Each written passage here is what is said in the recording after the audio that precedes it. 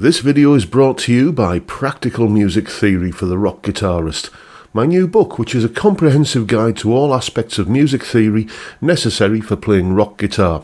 From blues to the cycle of fifths, from understanding and using modes to choosing the right notes for a melodic solo, from pentatonic scales to chord construction and keys. It's all covered in a clear and concise manner.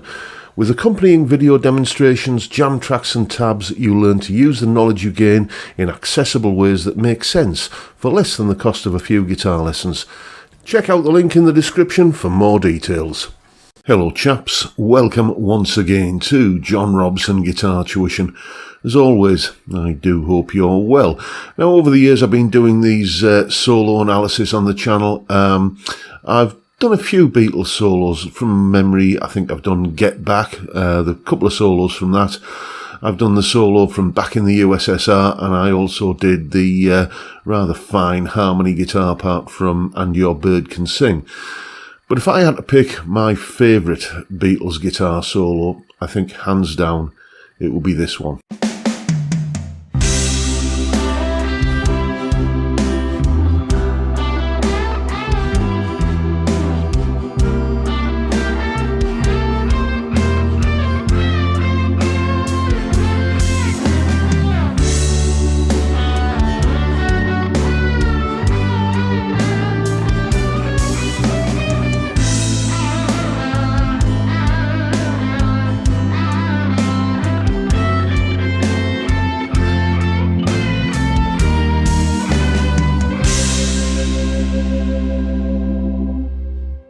Yes, indeed, that is, of course, the solo from the George Harrison composition, Something.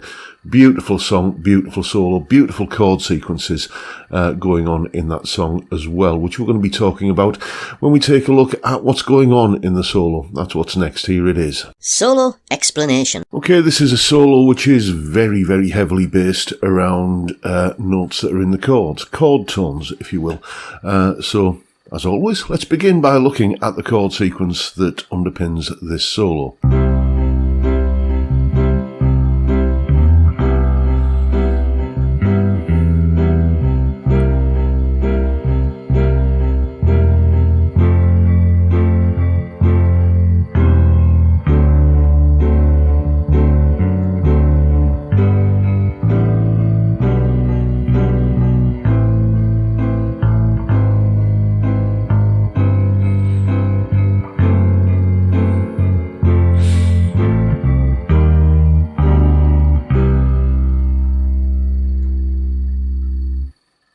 So basically we're sort of in the key of C, or based around the key of C there. There's a couple of borrowed chords from other keys, but, you know, that's perhaps a story for another day. What I would say is that the two main elements of this chord sequence, which are that C to C major 7, C7 to F chord sequence, I mean, that's been used many times. I can't, just with a little bit of research that I've done, find any use of that before this Beatles song, though. If you know of anything that, of any song that uses this that predates, when was it, 1969 or whatever, something came out, then let me know in the comments. I mean, It Ain't Over Till It's Over by Lenny Kravitz, and Kiss Me by Sixpence None the Richer. With a couple of twists and turns, you can just about get my way out of that chord sequence. But, you know, if you know of any song which predates something that uses that chord sequence, let me know. I'd be interested. But the other part of the chord sequence, which is literally as old as the hills, is the bit where it goes from an A minor to a G sharp augmented, to a C over G, to a D7 of some kind over F sharp, you know, this. That's, you know, everything from My Funny Valentine to Stairway to Heaven has used that little line cliche, as it's called. But as I say, the solo is largely based around chord tones. So let's start looking at some of the licks. We've got, which is just based around an E and a G note up here at the 12th and 14th fret. yeah, E and G are both in the C chord, the C7 and the C major 7, so you get the first few licks based around.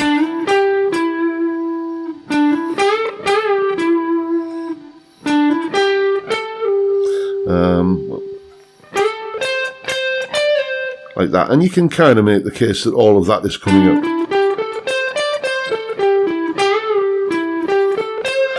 out of a C major pentatonic there.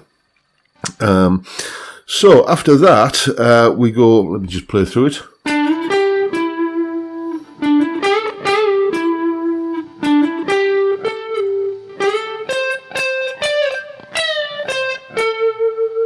And then we get, again, just coming out of this C major pentatonic scale pattern here. Like that, as I say, focusing strongly on chord tones. Then we hit the D7 chord, where we play a little bit of D major pentatonic.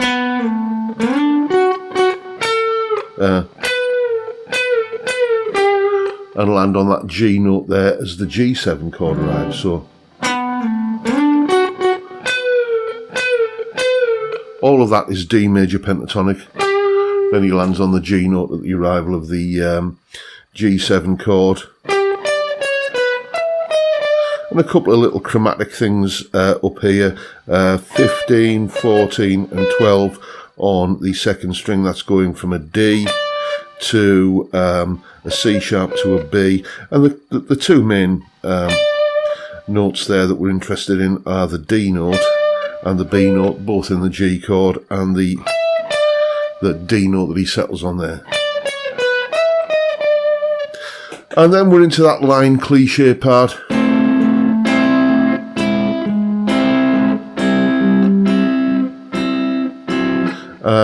All that is really is an A minor chord where the root note, the A, is being dropped down in semitone steps.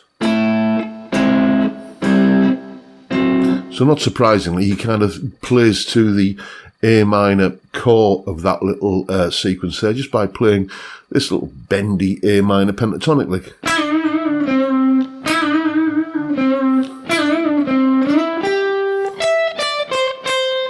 All of that is just pure A minor pentatonic.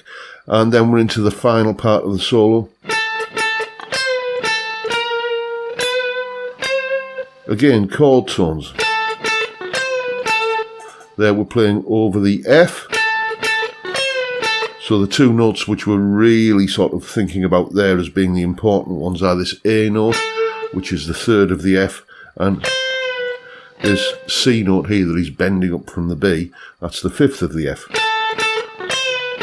Then we hit the E flat chord, and we play the fifth of that chord, the B flat note, and then we hit the G over D chord, and hit the third of that chord, which is the B note there, which takes us nicely up to the concluding note of the solo at the C when we land back on the C chord. Nice little set of chords there where you've got the E flat, G over D, and then C, which allows you to go B flat over the E flat chord, B over the G chord, and C over the C chord. Nice little kind of way that the chord sequence has been constructed to allow that chromatic run.